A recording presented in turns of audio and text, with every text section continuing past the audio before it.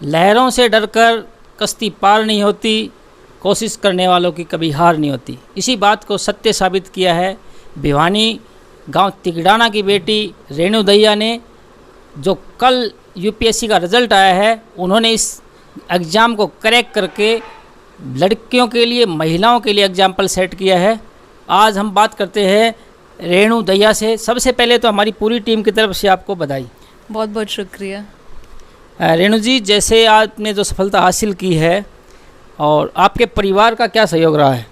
मेरे परिवार का पूरा ही सहयोग रहा है। हरियाणा तो लड़कियों की भ्रूण हत्या और इन सब के लिए जाना जाता है, पर मेरा एक्सपीरियंस थोड़ा अलग ही रहा है। मुझे बहुत सपोर्टिव पेरेंट्स मिले हैं जिन्होंने बचपन से ही मेरे हर एक सपने को पूरा करने में मेरी मदद की है। ना केवल मेरे को सबसे अच्छे कॉलेज से, इंडिया के सबसे अच्छे कॉलेज, टॉप कॉलेज से पढ़ने का मौका मिला, उसके बाद भी मैंने जितना जो भी अचीव करना चाहा लाइफ में, सब में मुझे साथ मिला है मेरे मम्मी पापा का।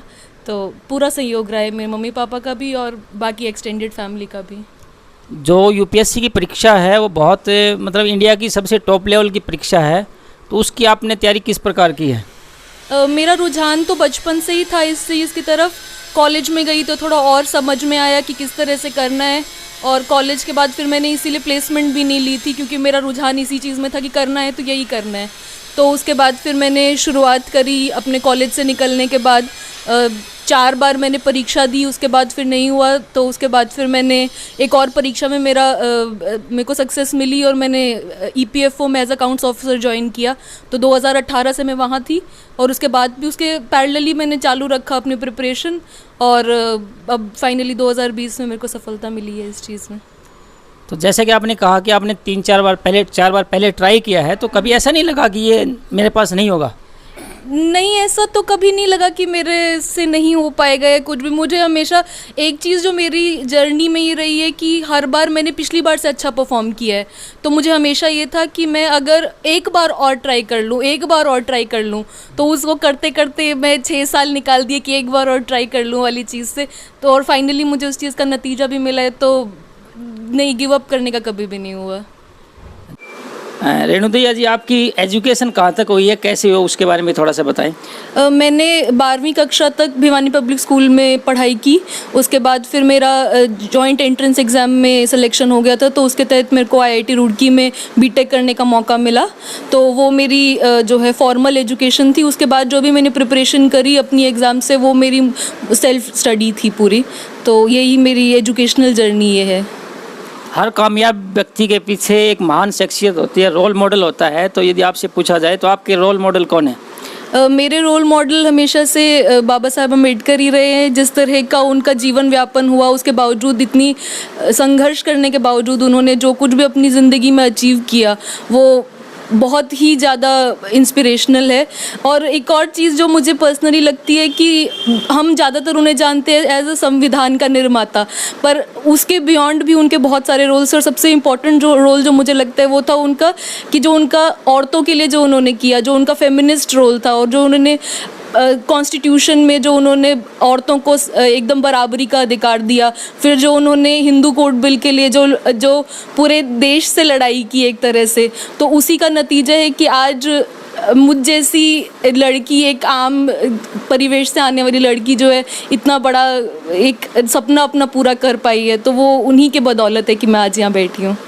जैसे कि आपने बताया कि किसी प्रकार की फॉर्मल कोचिंग आपने नहीं ली, तो जो बच्चे फिलहाल में जो तैयारियां कर रहे हैं, महंगी महंगी कोचिंग ले रहे हैं, उनके लिए आपका क्या संदेश है?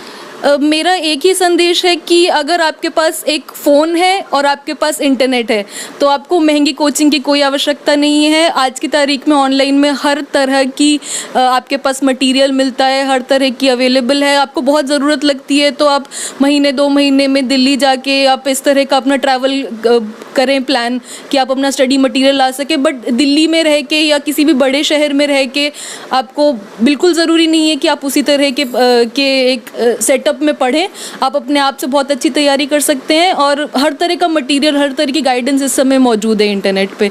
तो इंटरनेट की हेल्प से आप ये सब अवॉइड कर सकते हैं। जिस प्रकार के आपके इंटरव्यू से लग रहा है कि आपने बिना फॉर्मल कोचिंग के ये एग्ज़ाम क्रैक किया है, और आपका जो कॉन्फिडेंस लेवल बहुत ज़्यादा हाई है, उसका क्या राज है?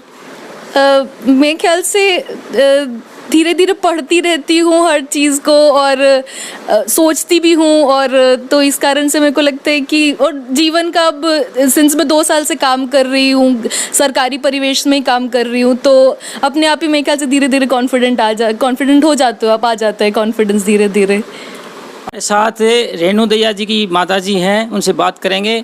तो आपको कैसा लग रहा है आपकी लड़की की कामयाबी पर? अच्छा लग रहा है जी, बिल्कुल बढ़िया लग रहा है। जब ये तैयारियां करती थी तो आप किस प्रकार से सहयोग करती थी इनका?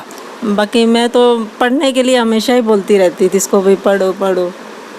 कि इस कामयाबी के लिए हमारी पूरी टीम की तरफ से बहुत बहुत मुबारकबाद। कैमरामैन हरीश बोरिया जी के साथ मैं मास्टर सुनील गोलप्रिया, भिवानी अब तक। सबसे पहले मैं बेटी रेणु दैया को मुबारकबाद देना चाहता हूँ कि उन्होंने अपने एक सपने को साकार किया है और ये सपना वास्तव में हकीकत में तब्दील करने में उन्हें बहुत मेहनत और बहुत लगन और बहुत पसीना बहाया है। उसके लिए मैं बहुत बहुत आभारी हूँ और समाज की एक बेटी ने एक नया उत्थान स्थापित किया है, इसके लिए मैं तहे दिल से रेणु बेटी का बहुत बहुत धन्यवाद देता हूँ और अभिनंदन करता हूँ। इनकी इस कामयाबी के लिए हमारी पूरी टीम की तरफ से बहुत बहुत मुबारकबाद। कैमरामैन हरीश बोरिया जी के साथ मैं मास्टर सुनील गोलप्रिया, भिवानी अब तक।